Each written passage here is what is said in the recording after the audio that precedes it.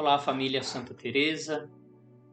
Que Deus conceda a cada uma de vocês, muita saúde, muita paz e muita serenidade. Pois é, hoje, segundo a programação da TV Terê, o nosso canal interativo aqui no YouTube, todas as quintas-feiras, como é o dia de hoje, nós reservamos para o nosso estudo, a nossa oração, a nossa meditação, tendo como subsídio, tendo como luz, tendo como caminho a própria palavra de Deus, a própria Bíblia. É o dia da Lectio Divina, da leitura orante da Bíblia. Então hoje também nós vamos pedir a Deus que nos ajude a mergulhar novamente na profundidade de sua palavra e que esta palavra ilumine de fato a nossa vida, nos guie, nos conduza, nos encha de força, de esperança, principalmente nestes tempos tão difíceis que nós atravessamos, tempos marcados pela pandemia. Pois muito bem, como sempre fazemos, nós pedimos as luzes do Espírito Santo, que ele nos ajude, portanto, a mergulhar, né, no texto bíblico e nos tesouros e nas luzes, orientação, na guia que o texto bíblico tem para nós. Rezemos, portanto, pedindo que o Espírito Santo de Deus nos conduza mais uma vez nesta leitura orante da Bíblia. Em nome do Pai, do Filho e do Espírito Santo. Amém. Deus nosso, Pai da luz, enviastes ao mundo a vossa palavra, sabedoria saída da vossa boca, que tudo criou e que ilumina todos os povos da terra. Quisestes, ó Pai, que a vossa palavra encontrasse casa em Israel, e que através de Moisés, dos profetas e dos salmos, manifestasse a vossa vontade, e falasse ao vosso povo de Jesus, o Messias. Finalmente quisestes que o vosso próprio Filho, a palavra eterna, junto de vós, se fizesse carne e habitasse no meio de nós, nascido de Maria e concebido pelo poder do Espírito Santo. Envia-nos, pois, ó Pai, o vosso Espírito Santo, para que nos dê um coração capaz de escutar, nos permita encontrá-lo nestas santas Escrituras e gere o Verbo, a palavra de Deus em nós. Este Espírito que de vós e do vosso Filho, a palavra viva, procede, que este Espírito retire o véu dos nossos olhos, nos conduza a toda a verdade, nos dê inteligência e perseverança. É o que pedimos, por Jesus Cristo, vosso Filho e nosso Senhor, que convosco, Pai, é Deus, na unidade do Espírito Santo. Amém. Para a Lectio Divina de hoje, nós selecionamos o texto de Apocalipse 22, versículos de 1 a 5. Basta abrir a última página da Bíblia, a última página do texto bíblico. Nós estamos aqui no último capítulo do Apocalipse, como o Apocalipse é o último livro da Bíblia, então estamos no último capítulo da Bíblia, no início do capítulo 22, Apocalipse, capítulo 22, versículos de 1 a 5. Vamos então fazer a proclamação desta leitura, né? deste texto, melhor dizendo. A proclamação é a leitura mais solene nesta etapa, que é a primeira do esquema da Lectio Divina. É só para recordar, né? A Lectio Divina ela tem 4 degraus, quatro etapas. Né? A primeira dessas etapas é a leitura, depois a meditação, depois a oração e depois a contemplação. Então nós estamos começando o primeiro degrau, a primeira etapa, que é a leitura. Leitura do livro do Apocalipse de São João. O anjo do Senhor me mostrou um rio de água viva, brilhante como cristal, que saía do trono de Deus e do Cordeiro. No meio da praça da cidade, e de um lado e do outro do rio, estão plantadas árvores da vida, que dão fruto 12 vezes por ano. Todo mês elas frutificam, e as folhas da árvore servem para curar as nações. Nunca mais haverá qualquer tipo de maldição. O trono de Deus e do Cordeiro estará na cidade, e seus servos lhe prestarão culto. Verão sua face, e seu nome estará nas frontes deles. Não haverá mais noite, ninguém mais terá necessidade da luz da lâmpada, nem da luz do sol, porque o Senhor Deus vai brilhar sobre eles, e eles reinarão para sempre. Palavra do Senhor. Graças a Deus. Como também é nosso costume, vamos fazer mais uma leitura, ouvir mais uma vez o texto tirado do livro do Apocalipse, capítulo 22, versículos de 1 a 5. O anjo mostrou para mim um rio de água viva. Era um rio brilhante como cristal, e este rio brotava do trono de Deus e do Cordeiro. No meio da praça, de cada lado do rio, estão plantadas árvores da vida. Elas dão fruto 12 vezes por ano. Todo mês elas frutificam. Suas folhas servem para curar as nações. Nunca mais haverá maldições. Nela estará sempre o trono de Deus e do Cordeiro. Seus servos lhe prestarão culto. E verão a sua face, e seu nome estará sobre suas frontes. Não haverá mais noite, ninguém mais vai precisar da luz da lâmpada, nem da luz do sol, porque o Senhor Deus vai brilhar sobre eles, e eles reinarão para sempre. Então nós estamos aqui, como eu disse, não é, no final do livro do Apocalipse, momento no qual o julgamento de Deus já foi concluído, e como nós percebemos, não é difícil perceber desde uma primeira leitura, este é um trecho do livro do Apocalipse que descreve a vitória de Deus, né? Depois do julgamento de Deus, o que acontece, o que espera, né? Aqueles que Deus traz para si, aqueles que são considerados justos, segundo o julgamento de Deus. Para compreendermos melhor, no entanto, este texto, como também nós sempre fazemos, vamos analisar um pouquinho o contexto.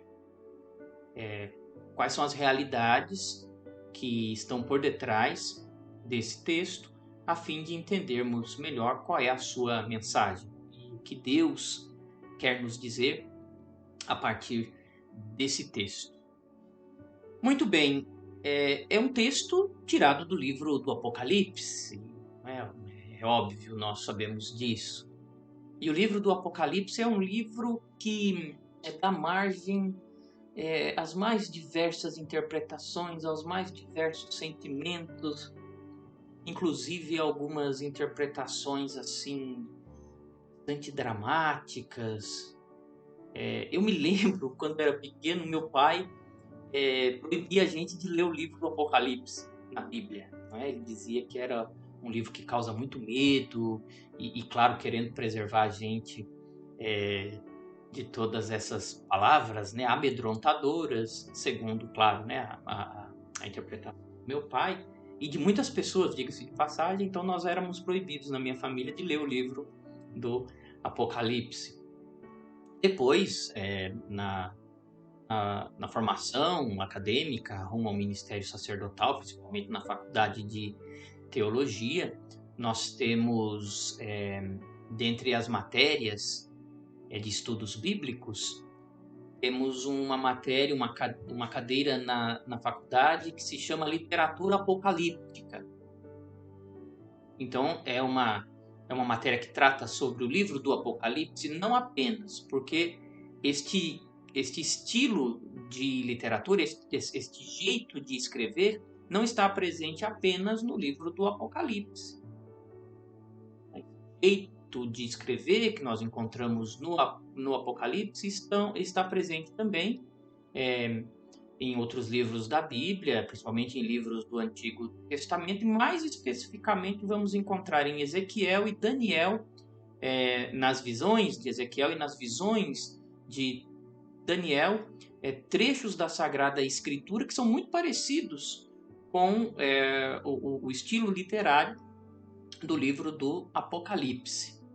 Então essa é uma primeira informação do contexto, não é? O livro do Apocalipse está no Novo Testamento, mas esse jeito de escrever não surge do nada. É um jeito de escrever, é um estilo literário, melhor dizendo, que tem sua tradição que remonta já ao tempo dos profetas no Antigo Testamento. O livro do Apocalipse, ele foi escrito no final do século I. Estamos ali no reinado do imperador Domiciano, e algumas fontes históricas dão conta que esse imperador ele moveu perseguição contra os cristãos. E a igreja nascente foi uma igreja perseguida. Aliás, a igreja sempre foi perseguida, mas a igreja nascente, por causa, primeiro, de todo o contexto do judaísmo, que era avesso à igreja cristã, e depois ao Império Romano, por causa de toda essa aversão, a igreja foi perseguida, tanto pelos judeus, ali na Terra Santa, quanto pelo Império Romano, depois que a palavra do Evangelho, o anúncio da boa notícia de Jesus Cristo, começou a se espalhar. Os cristãos perseguidos precisavam de uma palavra, não é, de conforto, de esperança, de ânimo para suportarem as perseguições. E é nesse contexto que surge então o livro do Apocalipse. Ele é chamado de Apocalipse de São João, né? A tradição da igreja sempre o atribuiu ao apóstolo João. No entanto, um estudo mais moderno, não é, desse texto dá conta, primeiro, de que talvez seja muito difícil que São João seja o autor desse livro, porque, como eu disse, ele foi escrito já no final do século I, ou seja, seria preciso que São João tivesse mais de 100 anos para ter escrito esse texto. O que, claro, não é impossível, mas essas informações, essas realidades trazem assim um grau de dificuldade muito grande para sustentar a autoria de João como sendo o escritor desse texto. No entanto, existe né, a chamada escola joanina, que ela é composta por discípulos de São João. Os discípulos de São João, portanto, recolheram as experiências do apóstolo, enfim, e tudo leva a crer que eles, ou um dos discípulos de São João, é o escritor do livro do Apocalipse. E aí nós nos perguntamos, mas isso é verdade, Frei? São João teve discípulos? Ora, ainda no final do mês passado, nós celebramos a festa de Santo Irineu, bispo e mártir. Quem conhece um pouco mais a história de São Irineu saberá que ele foi discípulo de São Policarpo de Esmirna, um outro santo da igreja.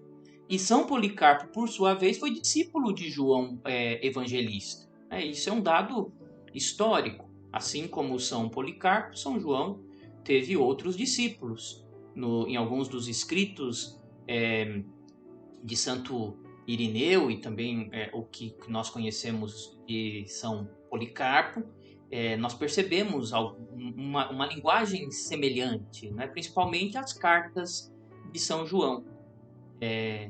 Então, toda esta escola dos discípulos de João Evangelista produziu muitos livros, muitos escritos, e um desses escritos é o Apocalipse. Né? De concreto, o que nós podemos dizer com relação à autoria, segundo os estudos mais modernos da Bíblia, é isso.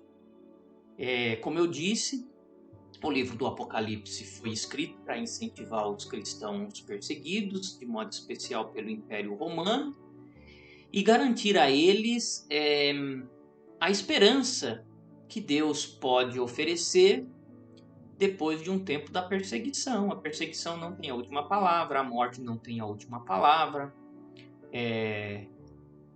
A ressurreição de Cristo e a participação na ressurreição de Cristo participação esta a qual são chamados todos os discípulos e discípulas de Jesus. Todas essas realidades pretendem então encher o coração dos discípulos e discípulas de Jesus de ânimo, de esperança, de coragem, mesmo diante das perseguições. E essa esperança, ela é fortalecida, ela brilha, né, de maneira mais intensa quando os cristãos são colocados diante das luminosas realidades de vitória que os esperam, principalmente a vida eterna. Então, quando eu tenho certeza que o que me espera é grandioso, é luminoso, é a felicidade eterna, é a participação na vitória de Deus e na ressurreição de seu Filho Jesus Cristo, quando eu tenho a certeza de todas essas realidades, então a minha alma se enche de esperança e de coragem e eu posso continuar caminhando e lutando, muito embora existam perseguições, sofrimentos, angústias, dores e até morte. É nesse contexto que os cristãos recebem o livro do Apocalipse e principalmente a última parte, na qual está presente o texto, esta perícope, né, este trecho do livro do Apocalipse selecionado para a Lectio Divina de hoje.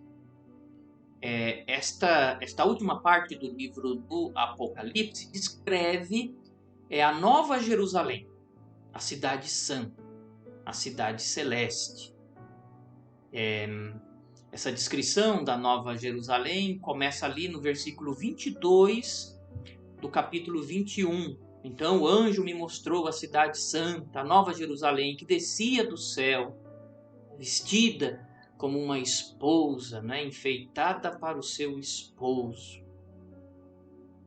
E é interessante que o anjo diz, né, para o vidente, identificado no livro como João, o anjo diz para o vidente que ele vai mostrar a esposa do cordeiro. E quando finalmente ocorre essa demonstração, esta revelação, né? E aqui é bom que se diga, né? A palavra apocalipse significa justamente isso, revelação. Então, o estilo apocalíptico, o estilo literário apocalíptico, é um estilo literário que deseja revelar, né, realidades que são apenas de Deus, mas que por enquanto ainda estão veladas, né, estão escondidas. Então, nesta literatura apocalíptica, estas realidades são reveladas. Então, esse foi um parênteses, né, para dizer que quando o anjo finalmente vai revelar aquilo que ele chamou de esposa, ele revela uma cidade. Essa cidade é chamada de Nova Jerusalém, que é a esposa do Cordeiro. A tradição da igreja identifica esta Nova Jerusalém como a própria igreja, o povo de Deus. Esta cidade nova é a igreja, a esposa de Cristo é a igreja. Nesta cidade, a Nova Jerusalém, nela existe um detalhe interessante, diz o vidente do livro do Apocalipse. Nessa cidade não existe templo. O próprio Deus é o templo. O próprio Deus é a luz, como nós ouvimos, né, no versículo 5, né, o último versículo do trecho da Lectio Divina de hoje. Então é uma cidade diferenciada. Do trono de Deus e do Cordeiro sai um rio que, caminhando pela praça central, correndo, melhor dizendo, né, pela praça central da cidade, alimenta as árvores da vida, estão plantadas às margens desse rio. E é na apresentação desta imagem que o vidente do Apocalipse aquele que tem essas visões, descreve então a Nova Jerusalém. Para uma meditação destes 5 versículos que nós escolhemos para a Lexio Divina de hoje, podemos, como eu sempre costumo fazer também, ir meditando sobre cada versículo e procurando perceber o que o texto bíblico quer nos dizer. Então, o versículo 1: o anjo mostrou para mim um rio de água viva, e era brilhante como cristal. O rio brotava do trono de Deus e do Cordeiro. A igreja sempre identificou a água que brota do trono do Cordeiro como a graça de Deus, que se derrama sobre a face da terra, e que na vida da igreja, esta graça ela se faz perceber de modo todo especial nos 7 sacramentos. Uma, inclusive, das representações gráficas do trono do Cordeiro é esse rio se dividindo em sete canais, que seriam então, que representam então 7 sacramentos, né? Para dizer que a graça de Deus é abundante e que se derrama abundantemente sobre os filhos e filhas de Deus. E aí continua o texto, né? No meio da praça, de cada lado do rio, estão plantadas árvores da vida. Elas dão fruto 12 vezes por ano. Todo mês elas frutificam. Suas folhas servem para curar as nações. A primeira vez que a palavra de Deus faz alusão à árvore da vida é no livro do Gênesis, lá no primeiro livro da Bíblia. Estamos aqui no último livro da Bíblia, temos na última página da Bíblia. E se formos lá para a primeira página da Bíblia, ou para as primeiras páginas da Bíblia, veremos na descrição do paraíso original, além da árvore da ciência do bem e do mal, havia também a árvore da vida. Os 2 primeiros seres humanos pecaram, comendo do fruto da árvore da vida, e percebendo esse erro dos seres humanos, Deus então proíbe o acesso à árvore da vida, porque uma das consequências do pecado é a morte. Então Deus proíbe o acesso à árvore da vida. E percebam como a descrição aqui no livro do Apocalipse revela uma situação totalmente contrária. No paraíso de Gênesis havia apenas uma árvore da vida. E o livro do Apocalipse diz que na Nova Jerusalém, na nova cidade, no meio da praça, a praça não é um local proibido, é um local no qual todo mundo anda. Então, no meio da praça, de cada lado do rio, estão plantadas, no plural, árvores da vida.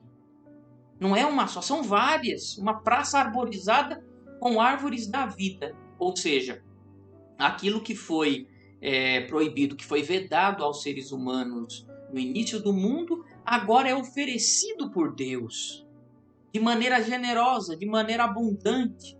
Tem um rio de água cristalina que brota do trono do Cordeiro. É a graça de Deus alimentando árvores da vida, alimentando a nossa própria vida. Deus, então, a partir do sacrifício do Cordeiro, a partir da entrega de Cristo, e o trono do Cordeiro é a cruz, da cruz brota esse rio, do coração chagado de Cristo brota este rio que alimenta a árvore da vida, que é a própria cruz. Então, isso se faz de maneira abundante. É um rio que nunca seca. Todo mês elas frutificam. Mais uma vez aqui um sinal de abundância, né? A graça oferecida por Deus de maneira abundante. Suas folhas servem para curar as nações. Muitas pessoas fazem chás, não é? Com as folhas das ervas medicinais. Esse é um costume que já havia no Antigo Testamento, é um costume antigo do conhecimento humano e também do povo judeu e dos primeiros cristãos, não é? Pegar folhas de árvores medicinais para fazer chá, para fazer remédio. Então suas folhas servem para curar as nações. Nestes tempos marcados pela pandemia, é muito bom que nós resgatemos esta esperança num Deus que não quer a doença, que não quer a peste, que não quer a morte, mas num Deus que nos quer curar, né? As folhas da árvore da vida servem para curar as nações.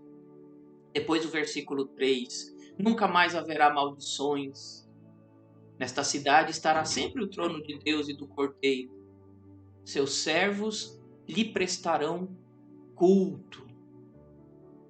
Então, mais uma vez aqui uma demonstração não apenas da abundância da graça de Deus, mas da proximidade com Deus. Deus é um habitante desta cidade. Faz lembrar a nossa padroeira, né, Santa Teresa de Jesus, que diz que a casa de Deus, o castelo onde Deus habita, somos nós. Deus é habitante desta cidade santa que somos nós, que é o interior de nossas almas. Eu sempre gosto de ressaltar estas realidades para que nós nos coloquemos, né, diante desta luz que habita as nossas almas e que a certeza dessa luz nos enche assim de esperança, de coragem, de ânimo, de paz, assim como o texto do Apocalipse foi um texto motivador que renovou a esperança dos cristãos, que a certeza destas realidades também nos encham de paz. Deus habita a cidade santa, Deus habita a nossa alma. Esta familiaridade, esta proximidade com Deus, nós devemos exercitar sempre. Vou repetir nas minhas homilias, nós não temos um Deus que quer se afastar de nós, pelo contrário. Temos um Deus que nos convida à proximidade com Ele, que nos atrai para um convívio cada vez mais íntimo e mais próximo com Ele. E vejam como essa proximidade ela é grande. Diz o versículo 4. Verão a sua face. Eu consigo ver o rosto de uma pessoa quando eu estou perto dela. Se eu estou longe, fica meio difícil. Não é? Quando nós vamos num show ou vamos no estádio de futebol e nos sentamos, né, nas arquibancadas mais distantes, fica até meio difícil para saber quem é que está jogando. Por isso, as camisas dos jogadores têm os números pintados, né, grandes, porque já que o público não pode ver a face porque está distante, pelo menos pela identificação das camisas saiba ali quem é que está jogando, quem é que está tocando na bola, quem é que está participando de cada jogada. Com Deus isso não acontece. Deus nos chama a vermos a sua face. É interessante notar também que no Antigo Testamento existia uma proibição de olhar a face de Deus. Quem olhar a face de Deus fatalmente morrerá.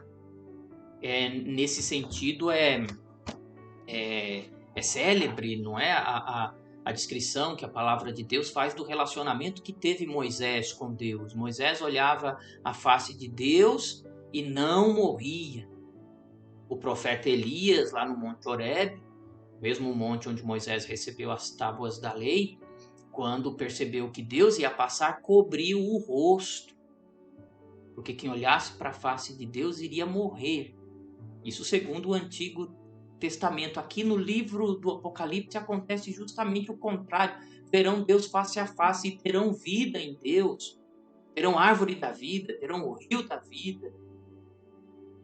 Então é um novo relacionamento com Deus que se instaura, não é? De novo, um relacionamento marcado pela proximidade com Deus, pela certeza do amor de Deus, de um Deus que quer nos dar a vida no seu amor, que quer nos curar no seu amor, que nos quer próximos de si no seu amor. Então, é um texto repleto, né, de um teor, né, de luminosa esperança. E finalmente o versículo 5, né, o último: não haverá mais noite, ninguém mais vai precisar da luz da lâmpada, nem da luz do sol, porque o Senhor Deus vai brilhar sobre eles e eles reinarão para sempre. Em tempos tenebrosos como os nossos, não é? Marcados não apenas pelas trevas da própria doença, da própria pandemia, né? Mas nos últimos dias, até mesmo no nosso país, a verdade, né? que deve surgir de toda esta situação muitas vezes marcada, não é, por trevas, e nós que fomos criados por Deus, que é luz e que é verdade, temos sede de luz e de verdade. Então pedimos a Deus que esta luz e que esta verdade ilumine todas as realidades, ilumine a nossa vida, ilumine a nossa alma, claro, sem dúvida nenhuma, mas ilumine também todas as realidades que nos últimos tempos foram marcadas por muitas trevas, né? Então Deus deve ser, né, a nossa lâmpada, o nosso sol, a nossa luz. É o próprio Jesus quem diz: eu sou a luz do mundo. Nós confiamos, né, nessas palavras de nosso Senhor Jesus Cristo. O texto termina com uma afirmação interessante, né, mais uma vez aqui repleta de muita luz, de muita esperança, de muito ânimo, como se não bastasse, né, Deus nos conceder a sua proximidade, a cura, a, a, a água de sua graça que jorra abundantemente, como se Deus não nos concedesse a graça, como se não fosse o bastante nos conceder a graça de ver a sua face bem de perto. Deus ainda nos convida a reinar com Ele para sempre. Eles reinarão para sempre na Cidade Santa, na Nova Jerusalém, com Deus.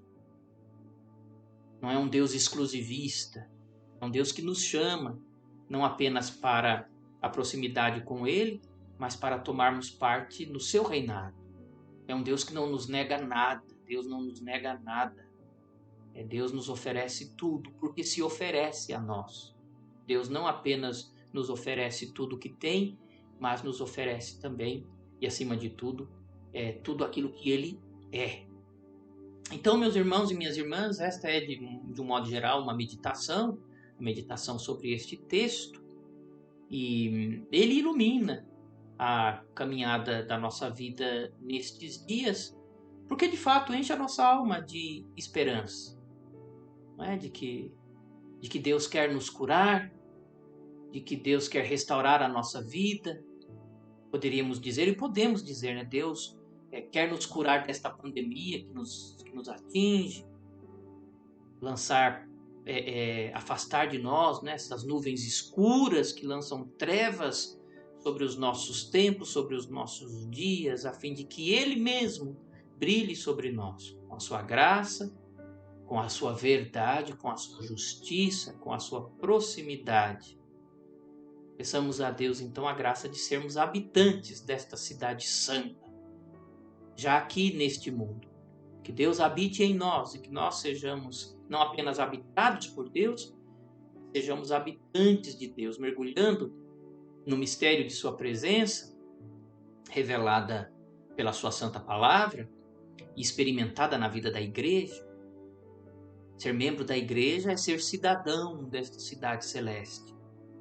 Que Deus nos conceda então a graça de tomarmos cada vez mais consciência destas realidades e sermos iluminados e encorajados por todas elas. Vamos terminar rezando, como sempre, não é? Como sempre costumamos fazer. A última parte da Lectio Divina é a contemplação, ou melhor dizendo, a última parte da Lectio Divina é a oração.